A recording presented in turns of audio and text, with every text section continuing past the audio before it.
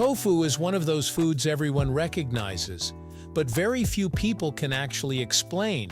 Some call it bland. Others call it a superfood. It shows up in stir-fries, soups, smoothies, desserts, and somehow even burgers. It can be soft like custard or firm enough to grill. And despite how common it is, tofu still feels mysterious. The truth is more interesting than most people expect, because tofu isn't just an ingredient. It's a process, a technique, and a very old idea. So today, let's uncover what exactly is tofu. Is it cheese? Is it meat substitute? Is it just mashed soybean shaped into a block? To understand tofu, we have to go back to where it all begins, the soybean. Let's get into it, right here on History of Simple Things.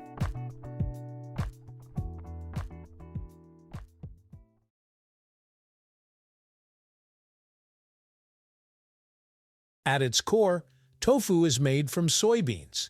These beans are small, pale, and surprisingly high in protein, fat, and minerals. But raw soybeans aren't edible the way lentils or chickpeas are. They're tough, bitter, and need processing before they become food. The process starts by soaking dried soybeans in water until they swell and soften. Once hydrated, the beans are ground with fresh water into a slurry. This mixture is then cooked and strained, separating the liquid from the solids. The liquid that comes out of this step is soy milk. Not the sweetened flavored drink from cartons, but fresh warm soy milk that's thick, slightly nutty, and rich in protein. At this point, you're already very close to tofu. What happens next is where things get interesting. Tofu is made by coagulating soy milk. That means turning it from a liquid into soft curds, very similar to how dairy milk becomes cheese. A coagulant is added to hot soy milk. Traditionally, this might be nigari, which is magnesium chloride extracted from seawater, or calcium sulfate, also known as gypsum. These minerals cause the proteins and fats in the soy milk to bind together and separate from the water. As this happens, soft white curds begin to form. Floating around them is a pale yellow liquid called whey. At this stage, tofu looks almost identical to fresh cheese curds. The curds are gently ladled into molds lined with cloth and then pressed. The more pressure applied, the more water is removed, and the firmer the tofu becomes. So technically speaking, tofu is a kind of soy cheese, not in flavor, but in structure and method. One of tofu's most confusing traits is its texture range. Soft, silken, firm, extra firm. These aren't marketing terms. They're the result of how much water stays inside the tofu. Silken tofu is barely pressed at all. It's smooth, delicate, and spoonable, with a texture closer to panna cotta or yogurt. Because it holds so much moisture, it's commonly used in soups, sauces, desserts, and smoothies. Firm and extra firm tofu are pressed longer and harder. This squeezes out more water, making the tofu denser and more structured.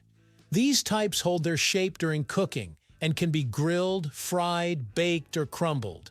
There's no single correct tofu. Each texture exists for a reason, and choosing the right one is less about preference and more about what you want it to do. Tofu has a reputation for being tasteless, but that's not entirely true. On its own, tofu has a mild bean-like flavor, slightly nutty, slightly creamy. It's subtle, not absent.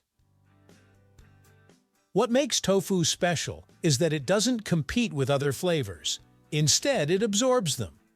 Because tofu is porous and water-rich, it soaks up marinades, sauces, broths, and spices like a sponge. This is why tofu works in so many cuisines. It can taste savory, spicy, sweet, smoky, or even dessert-like, depending on how it's prepared. Tofu isn't meant to dominate a dish. It's meant to carry it. One of tofu's biggest claims to fame is protein. Soybeans are one of the few plant foods that contain all 9 essential amino acids, making tofu a complete protein. When soybeans are turned into tofu, most of that protein stays intact. A typical serving of tofu contains roughly the same protein as eggs, and in some cases, even more. But protein isn't the only thing tofu offers. It also contains iron, calcium, especially if calcium sulfate is used as the coagulant, and healthy fats. And because it's made from plants, it contains no cholesterol.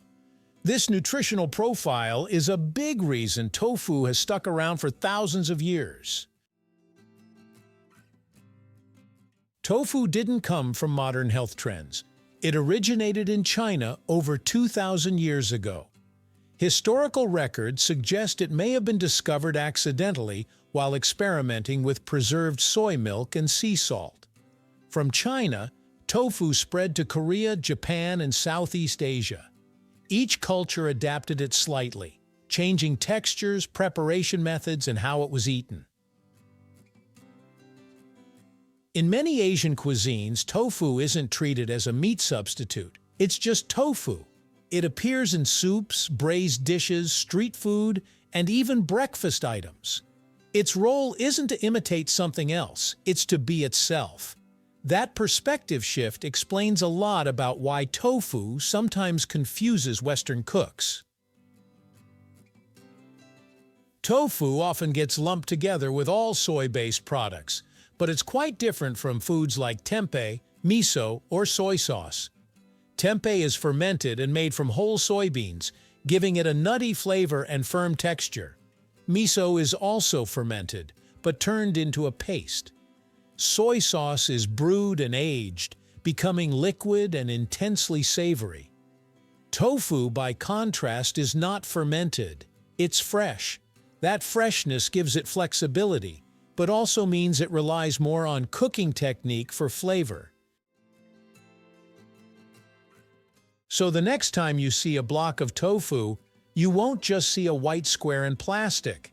You'll see soy milk turned solid, centuries of food science, and one of the most misunderstood foods on the planet. Thank you for watching. If you have suggestions for our next video, feel free to share them in the comments below. We'll be sure to give you an acknowledgement for your contribution.